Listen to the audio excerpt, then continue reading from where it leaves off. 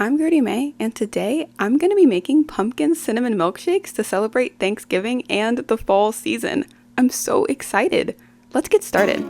So I start by filling up my cup with my delicious pumpkin milkshake, then on to the next step, which is adding some cinnamon. I don't know about you, but I love cinnamon for the fall season. Next, we add some cinnamon sticks for decoration and extra flavor. And last but not least, we add the straw.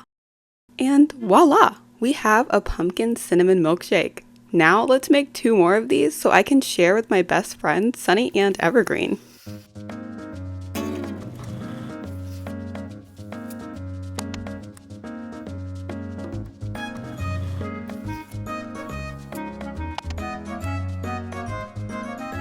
And we are done.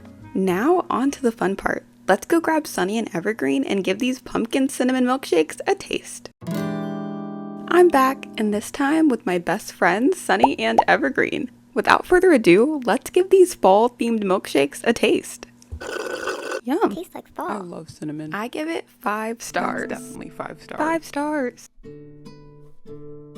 And that's all for this special edition of Milkshake Thursday. Thank you so much for watching, and don't forget to join us next week for a brand new adventure.